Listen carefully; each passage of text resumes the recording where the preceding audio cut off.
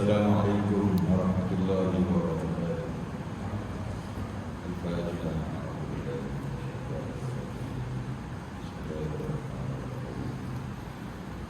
Alhamdulillahirabbil alamin arrahmanir rahim maliki yaumiddin iyyaka na'budu wa iyyaka nasta'in ihdinas siratal mustaqim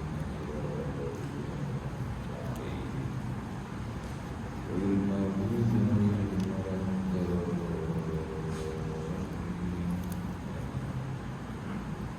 Alhamdulillahirabbil alamin wa bihi nasta'in. Wassalatu wassalamu ala sayyidina Muhammadin wa ala alihi wa sahbihi ajma'in.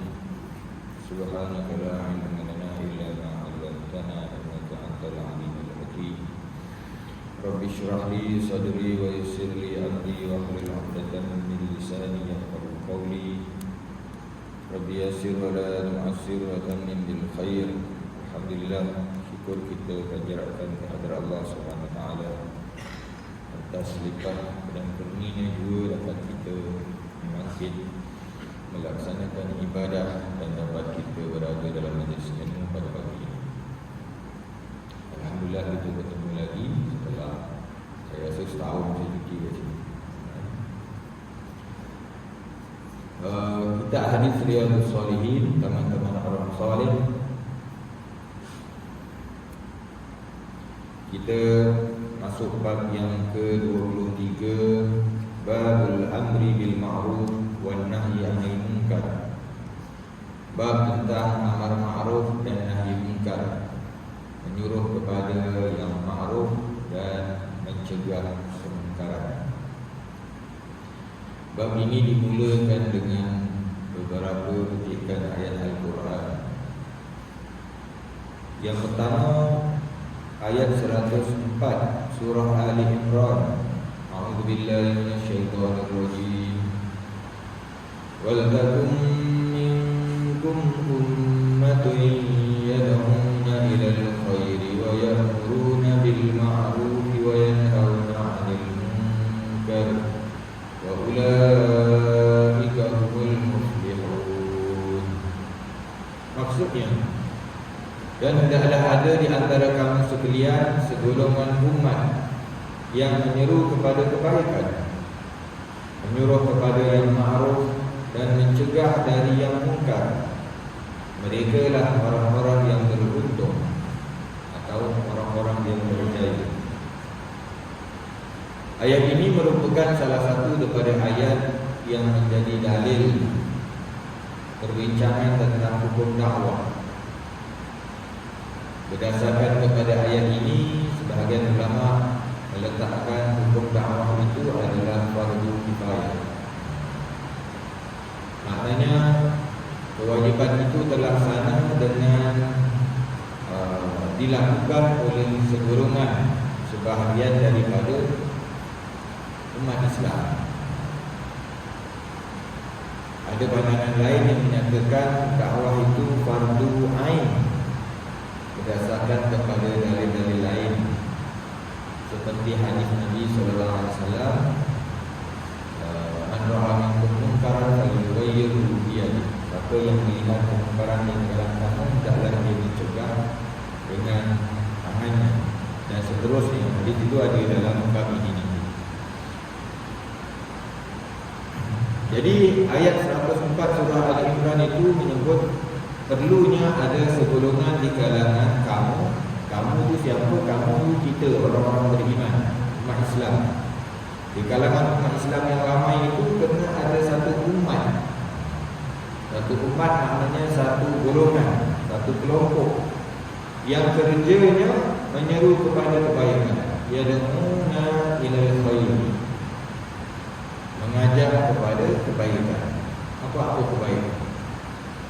Yang kedua, ya'muruna bil ma'ruf, menyuruh kepada yang ma'ruf.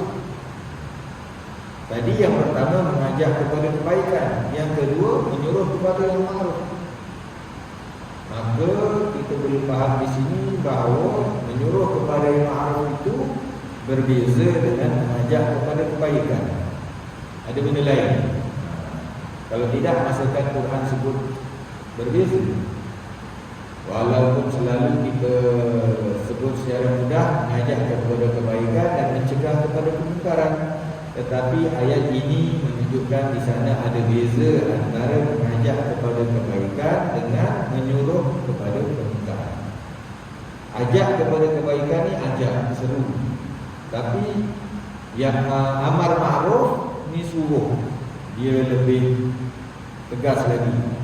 Ataupun dia ada melibatkan kuasa, pengaruh. Kalau kita tak ada kuasa, tak ada pengaruh, kita ajak ni. Tapi kalau kita ada kuasa, kita ada pengaruh, kita kena suruh. Suruh itu lebih kuat lagi. Dan dibezakan juga di antara al-khair, ajak kepada kebaikan, dengan al-ma'ruf, menyuruh kepada yang ma'ruf.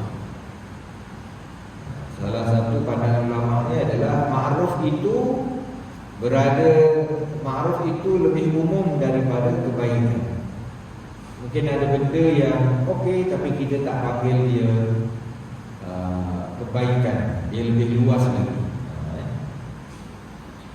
Kalau hal-hal tentang ibadah, tentang akhlak mulia, itu mungkin masuk kategori kebaikan, tapi ma'ruf lebih luas lagi. Mungkin contoh yang lebih umum, menyusun. Kalau kita dekat surau, kita masuk surau, selipar tu sepah, kita susun jadi elok. Itu mungkin kita tak panggil ibadah, kita tak panggil akhlak mulia, tapi dia lebih luas lagi, masih lagi ma'ruf.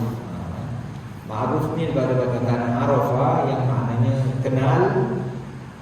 Ma'ruf makna yang dikenali. Kita bahasa Melayu pun selalu guna, benda tu ma'ruf, kerana benda tu kita biasa, kita tahu, kita kenal.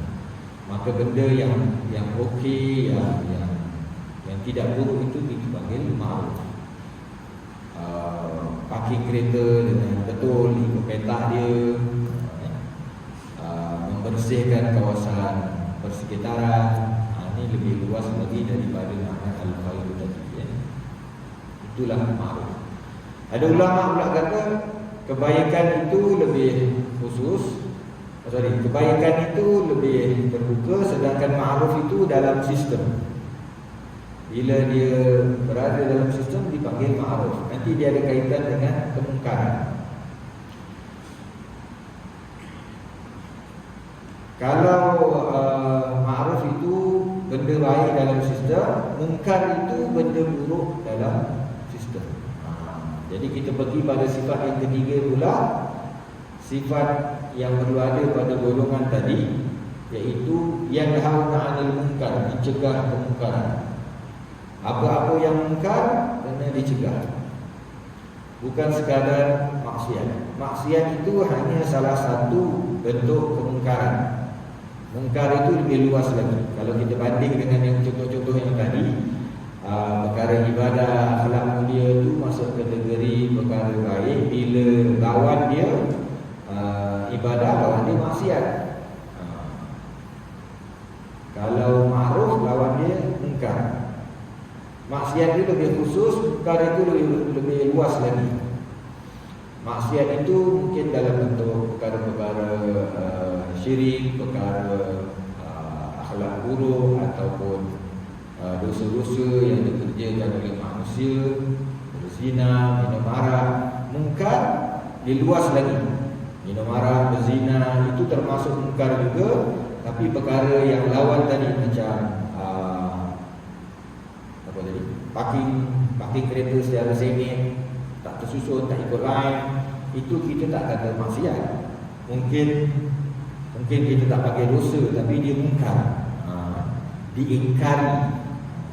Hati kita rasa tak sedap, tak elok. Sampah bersepah-sepah di kawasan perumahan atau rumah kita sendiri, dia tidaklah jadi maksiat, tapi dia mungkar. Jadi itu pun kena dicegah. Ataupun pandangan yang kedua tadi, bila ma'ruf dalam sistem, mungkar itu juga dalam sistem. Kalau kesalahan itu dalam bentuk individu, dia minum arak, dia berzina, itu maksiat individu. Tapi bila dibuat secara beramai-ramai, dia jadi mungkar. Itu definisi yang kedua lah. Maknanya orang minum arak seorang-seorang itu hal dia, dosa dia dengan Allah Ta'ala. Tapi bila dia buat majlis minum arak, majlis yang ada minum arak, ataupun dia buat pesta, itu dah mungkar. Macam juga orang berzina, sama juga. Kalau dia berzina, diri dia senyap dengan pasangan dia, itu maksiat, masih dosa juga. Cuma bila dia buat secara terbuka, ataupun dia ajak orang lain secara terang-terang dalam media sosial contohnya, maka dia jadi mungkar. Dia lebih besar lagi kesalahan dia. Jadi ala kulli hal, ayat ini menyuruh kita melaksanakan tanggungjawab amar ma'ruf dan nahi munkar, di samping yang mula-mula tadi mengajak kepada kebaikan. Jadi tidak cukup sekadar kita ajak kepada kebaikan, kita kena amar ma'ruf, menyuruh kepada yang ma'ruf. Ada penglibatan kuasa ataupun pengaruh. Kalau yang berkuasa itu, yang berautoriti, pihak kerajaan ataupun pemimpin, itu dia kuasa. Kalau pemimpin masyarakat mungkin dia tak ada kuasa tapi dia ada pengaruh. Bayangkan kalau ada orang buat benda mungkar, yang mencegah tu individu biasa, tiba-tiba datang ke kampung, mesti penduduk, mesti surau, dia punya kesan teguran tu lebih lagi. Jadi orang yang ditegur tu pun dia ada rasa lebih terkesan pada diri dia, sebab dia ada respect kepada ketua orang yang dikenal. Jadi kita kena bijak. Sebab apa? Kalau dalam ilmu marketing pun, pengaruh orang-orang yang dikenali ini memberi kesan kepada pemasaran. Jadi begitu juga dalam dakwah, kita kena pakai juga kaedah-kaedah seperti itu, kerana Quran sendiri mengajar kita ada beza antara ajak kepada kebaikan dengan menyuruh kepada yang ma'ruf. Ayat yang kedua dalam bab ini daripada surah Ali Imran juga, tapi ayat 110. Maknanya 6 ayat selepas ayat tadi, firman Allah Ta'ala, kuntum khaira ummatin ukhrijat lin-nas ta'muruna bil ma'rufi wa tanhauna 'anil munkar wa tu'minuna billah. Kamu sekalian adalah umat yang terbaik yang dilahirkan untuk manusia. Kamu menyuruh kepada yang ma'ruf dan mencegah dari yang mungkar, dan kamu beriman kepada Allah. Kalau tadi ayat 104 cerita pasal kewajiban berdakwah, amar ma'ruf nahi munkar, ayat 110 menerangkan tentang ciri amar ma'ruf nahi munkar itu menjadikan sesuatu umat itu umat yang terbaik. Nak jadi umat yang terbaik, dia kena ada buat kerja amar ma'ruf nahi munkar. Selain daripada sifat asasnya, tu'minuna billah, kamu beriman kepada Allah. Umat Islam ni dalam sejarahnya pernah menjadi umat yang paling dihormati seluruh dunia. Kenapa? Ketika itu umat ini berperanan dalam perkara amar ma'ruf dan nahi munkar. Hari ini kita tahu situasi umat Islam walaupun ramai, tapi dalam konteks dunia antarabangsa hari ini kita dilihat sebagai umat yang lemah. Kita pun merasakannya, terutama bila sebahagian daripada umat Islam menghadapi penindasan kezaliman, maka tidak ada pembelaan yang wajar yang dapat dilaksanakan oleh kita. Tapi dulu ketika zaman kegemilangan umat Islam, apa-apa bentuk kemungkaran, kezaliman, maka umat Islam lah yang datang dahulu. Seawal zaman para sahabat ridwanullah alaihim ajma'in, kemungkaran yang bukan sahaja berlaku di kalangan dalam lingkungan mereka, tapi kemungkaran yang berlaku di luar daripada lingkungan mereka pun mereka mencegah Sebagai contoh, umat Islam dalam keluasan wilayah umat Islam itu, antara isu-isunya adalah isu penindasan dan kezaliman oleh pemerintah, kerajaan-kerajaan di luar wilayah umat Islam. Kita boleh fahami perkara ini antaranya daripada mesej ucapan yang diberikan oleh wakil tentera Islam yang dirakamkan dalam sejarah. Wakil tentera Islam menyampaikan mesej Islam kepada Panglima Tentera Parsi Ruku'i bin Amir. Wakil tentera Islam berbicara dengan Panglima Rustum daripada Parsi. Dia tanya, kenapa kamu datang ke tempat kami? Maka kata Ruku'i bin Amir, kami adalah satu golongan yang Allah Ta'ala bangkitkan untuk mengeluarkan manusia daripada menjadi hamba sesama manusia kepada menjadi hamba kepada Allah, Tuhan segala manusia. Satu. Yang kedua, mengeluarkan manusia daripada kesempitan dunia kepada keluasan akhirat. Dan ketiga, mengeluarkan manusia daripada kezaliman agama-agama kepada keadilan Islam. Jadi umat Islam datang membawa dakwah dan juga membawa kekuatan tentera untuk membela manusia lain yang dizalimi di bawah pemerintahan seperti kerajaan Parsi, kerajaan Rom dan kemudian Byzantine. Jadi rakyat mereka di bawah raja-raja mereka itu ditindas. Walaupun ada yang selesa bawah kerajaan itu, tapi ramai yang ditindas. Jadi umat Islam datang membebaskan mereka. Sebab itu dalam sejarah perluasan wilayah Islam itu sebahagiannya berlaku dengan mudah.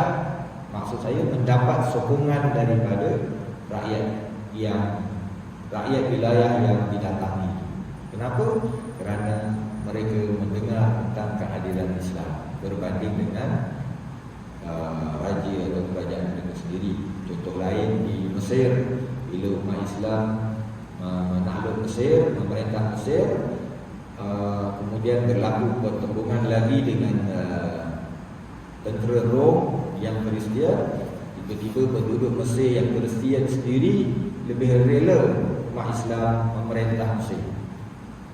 Bila umat Islam terpaksa berundur daripada wilayah Mesir, mereka pulangkan balik duit jizyah kepada rakyat. Rakyat tak mau duit itu. Mereka kata, kami nak tentera Islam duduk sini. Berbanding dengan tentera Rom yang walaupun sama-sama Kristian tapi menzalimi mereka. Rom yang menjajah Mesir itu adalah Kristian Katolik, sedangkan umat Kristian di Mesir ketika itu adalah Kristian Ortodoks. Dan pemerintah Kristian Katolik itu memaksa rakyatnya yang Ortodoks jadi Katolik. Jadi mereka lebih rela di bawah naungan Islam. Itu zaman umat Islam menghilang.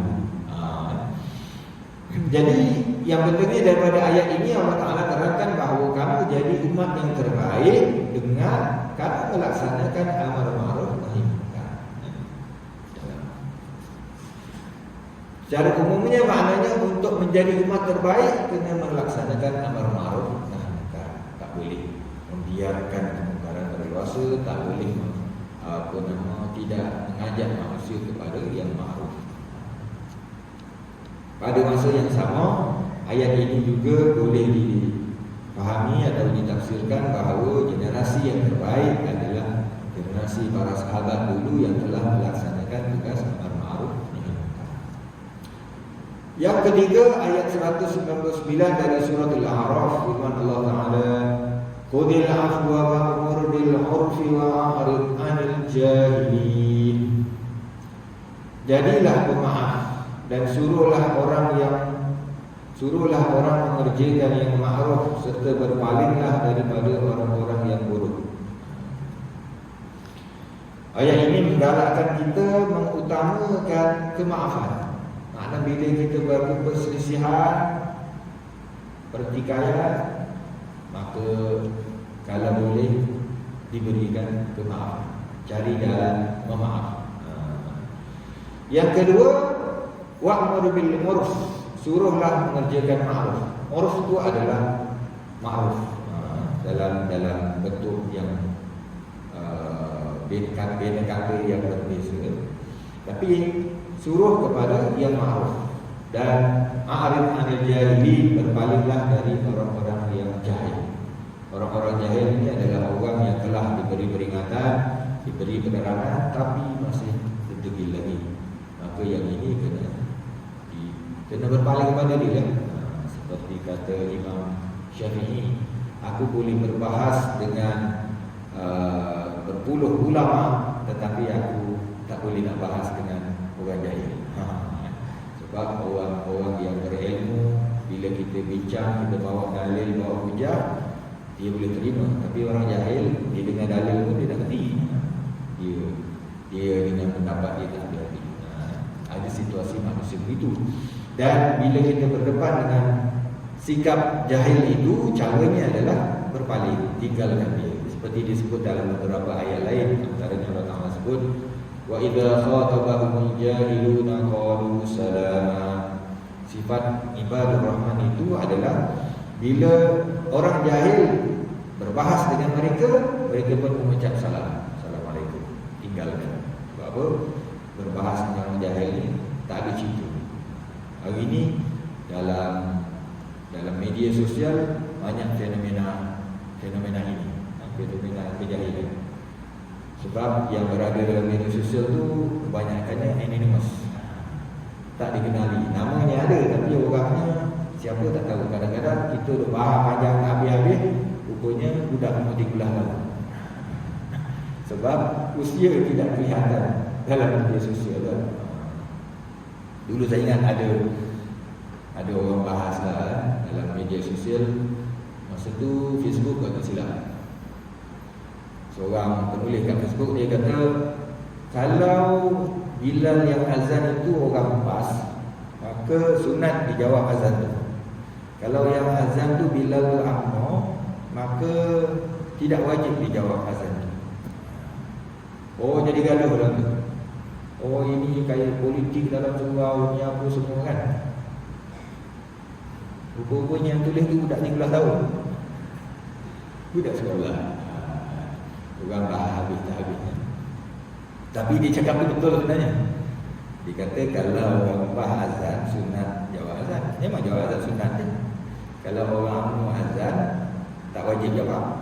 Memang tak wajib, sebab sunat. Benda sama je. Tapi jadi pertikaian panjang. Jadi ini antara benda-benda yang membazir masa kalau kita berbahas tanpa kita ketahui siapa orangnya. Bila kita dah bagi hujah, dia dah bangkit balik, dia bangkit balik benda-benda yang lama, tinggalkanlah, tak payah sambung, buat benar je. Itu cara berhadapan dengan golongan yang jahil. Yang keempat, petikan daripada surah At-Taubah ayat 71. A'udzubillahi minasyaitonir rajim. Wal mu'minuna wal mu'minat ba'duhum awliya'u ba'd ya'muruna bil ma'ruf wa yanhauna 'anil munkar. Maksudnya, orang-orang beriman lelaki maupun perempuan, sebahagian mereka adalah penolong bagi sebahagian yang lain. Mereka menyuruh kepada yang ma'ruf dan mencegah dari yang munkar. Ini sifat orang beriman, lelaki maupun perempuan yang Allah Ta'ala nak ada pada kita. Kita saling tolong menolong. Sesama beriman ni tolong menolong. Apa yang nak dibuat? Yang ya'muruna bil ma'ruf, menyuruh kepada yang ma'ruf, wa yanhauna 'anil munkar, dan mencegah kemungkaran. Nak buat amar ma'ruf nahi munkar, kena tolong menolong. Sebab apa? Sebab bila kita kait dengan sistem, contohnya tadi bila kita definisikan ma'ruf dan munkar itu dalam sistem, memang dia kena tolong menolong.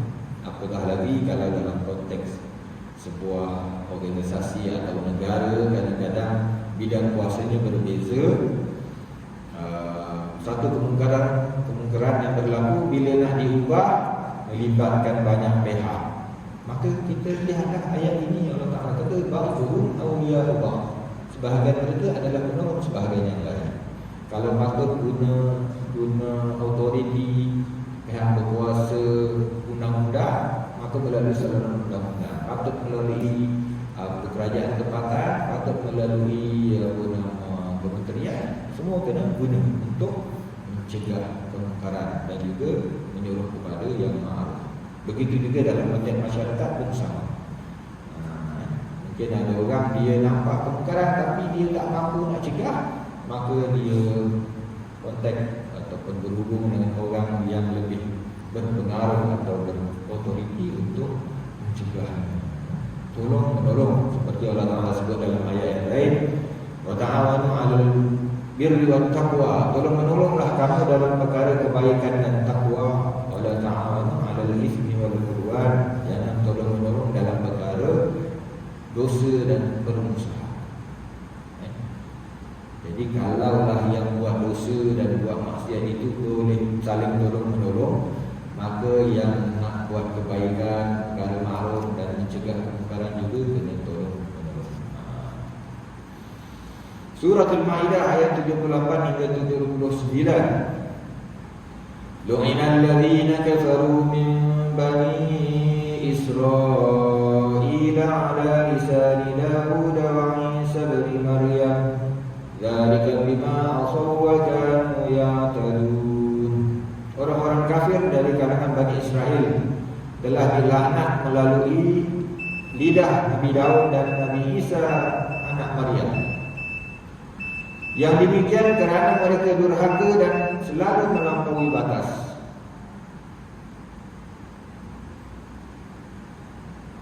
Kanu la yatanahawna 'an munkarin fa'aluh labisa ma kanu yaf'alun.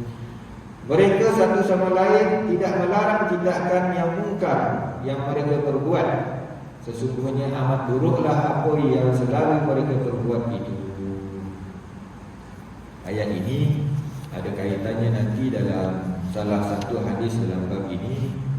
Rasanya hadis yang berapa ni? Yang belakang-belakang sikit lah. Hadis ke-13. Hadis ke-13. Jadi secara umumnya kita tengok Bani Israel, bangsa yang paling ramai di kalangan mereka menjadi Nabi dan Rasul. Mereka dipimpin oleh para Nabi, termasuk Nabi Daud dan Nabi Isa. Tetapi sebahagian dari mereka telah dilaknat oleh Allah Ta'ala. Bani Israel yang kafir dilaknat. Kenapa? Kerana kedurhakaan yang mereka buat. Mereka melampaui batas. Yang melaknat siapa? Yang melaknatnya melalui lidah Nabi Daud. Nabi Daud ni Nabi dan raja mereka. Dan Nabi Isa adalah Nabi di kalangan mereka yang paling akhir. Kalau ikut sejarah Bani Israel ini berasal daripada Nabi Yaqub. Anak-anak Nabi Yaqub itu ada 12 orang. Itulah asas Bani Israel. Kerana Israel sendiri adalah Nabi Yaqub. Mereka duduk di Palestin, kemudian berhijrah ke Mesir zaman Nabi Yusuf. Kemudian beberapa ratus tahun lepas itu mereka ditindas oleh Firaun, dan Allah Ta'ala bangkitkan Nabi Musa, Nabi Harun untuk membebaskan mereka. Kemudian mereka keluar pada Mesir, dan akhirnya selepas kewafatan Nabi Musa, zaman Nabi Yusha bin Nun, mereka dapat masuk ke Palestin. Dan kemudian lebih hebat lagi pada zaman Panglima Talut, Raja Talut, diwarisi pula oleh Nabi Daud, Raja Daud, kemudian Nabi Sulaiman. Jadi zaman Nabi Daud, zaman pemilihan Bani Israel, mereka memerintah di Palestin. Tetapi ada di kalangan mereka yang dilaknat oleh Nabi Daud sendiri, dan juga kemudian selepas zaman Nabi Daud, Nabi Sulaiman, Nabi Zakaria, Nabi Yahya, dan akhirnya Nabi Isa alaihissalam. Bani Israel melakukan kemungkaran yang berbagai, termasuk membunuh para Nabi dan Rasul, antaranya Nabi Zakaria, Nabi Yahya. Jadi itu kedurhakaan mereka. Dalam ayat lain Allah Ta'ala sebut yaqtulunal anbiya, mereka membunuh para nabi. Yang dibunuh tu bukan orang biasa, bukan orang soleh sahaja, tetapi nabi-nabi. Kanu la yatanahawna an munkarin fa'aluhu, mereka tidak mencegah kemungkaran yang berlaku sesama mereka. Kalau ikut dalam hadis yang ke-13 nanti, asalnya kemungkaran itu dicegah oleh orang-orang soleh mereka, oleh ulama mereka. Bila dicegah, mereka buat juga, tak berhenti. Lama-lama yang mencegah tu jadi penat. Mereka nak apa? Nak jaga kedudukan mereka. Walaupun kemungkaran itu berlaku, mereka tegur, tapi mereka pun ada kepentingan dengan orang-orang yang ditegur itu. Lama-lama tak ditegur. Bila lama-lama tak tegur, maka kemungkaran itu berluasa, mereka dilaknat oleh Allah Subhanahu Wa Taala. Di antara laknat atau keburukan yang menimpa mereka itu adalah kerajaan mereka dimusnahkan oleh musuh yang datang daripada luar. Ini kita baca dalam surah Al-Isra. La tufsiduna fil ardi marratain, kamu akan melakukan perosakan di bumi 2 kali. Fa idza jaa wa'dulahuma, bila datang janji yang pertama, kemungkaran yang pertama yang dilakukan oleh Bani Israel, ba'atsna 'alaikum ibadan lana, kami hantar kepada kamu hamba-hamba kami yang memiliki kekuatan dan tentera yang hebat. Wajasu khilal diyar, mereka membinasakan rumah-rumah kamu. Ini serangan oleh tentera Parsi ke atas Baitul Maqdis selepas zaman Nabi Sulaiman. Puncanya kenapa? Antaranya adalah kerana kejahatan mereka sendiri, termasuk membunuh Nabi Zakaria dan Nabi Yahya. Itulah sejarah Bani Israel. Tapi yang kita nak fokus tadi adalah dalam ayat tadi, mereka tidak cegah kemungkaran yang berlaku di kaum mereka. Maknanya bila mengabaikan kemungkaran, orang-orang yang soleh, orang-orang yang alim tidak mencegah kemungkaran, maka itu mengundang kebinasaan dan laknat daripada Allah Subhanahu Wa Taala. Sebab itulah untuk menjadi umat yang mulia macam dalam surah Ali Imran tadi, kena jaga amar ma'ruf dan juga mencegah kemungkaran. Suratul Kahfi ayat 29. Wa qulil haqqu min rabbikum faman syaa'a falyu'min wa man syaa'a falyakfur. Dan katakanlah, kebenaran itu datangnya dari Tuhanmu, maka barang siapa yang ingin beriman, hendaklah ia beriman, dan barang siapa yang ingin kafir, biarlah ia kafir. Kebenaran daripada Allah Subhanahu Wa Taala. Yang nak terima kebenaran, dia akan terima. Tapi yang ingkar, dia kafir. Manusia di dunia ni diuji dengan berbagai ujian. Ujian kaya miskin, sakit sehat, ujian pemikiran, isu yang berlaku di kalangan manusia. Maka bimbingannya adalah daripada Allah Ta'ala, kebenaran daripada Allah Ta'ala. Yang nak terima beriman, yang ingkar dikafir, itu pilihan dia sendiri. Dan balasannya nanti adalah di akhirat. Walaupun begitu, peranan amar ma'ruf nahi munkar itu tetap berlaku, mengajak manusia. Dalam keadaan kita menyadari tidak semua manusia akan menerima dakwah ajakan kepada yang ma'ruf. Ayat sekali ayat 94 surah Al-Hijr. Fasda' bima tu'mar, maka sampaikanlah olehmu secara terang-terang segala yang diperintahkan kepadamu. Allah Ta'ala suruh Nabi SAW menyampaikan apa yang Allah perintahkan kepada kita tanpa terganggu ataupun terhalang oleh respon daripada manusia. Sebab kalau nak kira respon manusia, memang kita tak akan terbuatlah kerja-kerja dakwah amar ma'ruf nahi munkar. Tapi salah satu kaedah yang Quran ajar kepada kita adalah wala yakhafuna lawmata la'im. Orang yang beriman itu mereka tidak takut dengan celaan orang-orang yang mencela. Kadang-kadang bila kita ajak buat kebaikan pun ada juga orang yang nak mengata mencela dan sebagainya.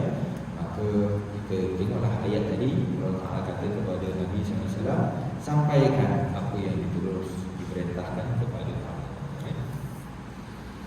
Itulah beberapa ayat yang sempat kita baca pagi ini. InsyaAllah dalam kuliah akan datang kita sambung satu lagi ayat dan juga hadis-hadis yang seterusnya. Ada apa-apa? Jika tak ada, sekadar itulah untuk pagi ini. Yang baik pada Allah SWT, yang kurang datang dari kelemahan diri saya. Aku qauli hadza astaghfirullahal-azim li wa lakum. Kita tangguh kuliah ini dengan tasbih kifarah dan salatul asr. Subhanallah wa bihamdihi, subhanallah wa bihamdik, asyhadu an la ilaha illa anta, astaghfiruka wa atubu ilaik. Bismillahirrahmanirrahim. Wal 'asri innal insana lafi khusr illa alladziina aamanu wa 'amilus salihati wa tawassaw bil haqqi wa tawassaw bis sabr. اللهم صل على سيدنا محمد وعلى ال محمد. اللهم افتح علينا فتوح العارفين بنعمتك وانشر علينا من خزائن رحمتك يا ذا الجلال والاكرام. ربنا آتنا في الدنيا حسنة وفي الآخرة حسنة وقنا عذاب النار. صلى الله على سيدنا محمد وعلى آله وصحبه وسلم. والحمد لله رب العالمين. السلام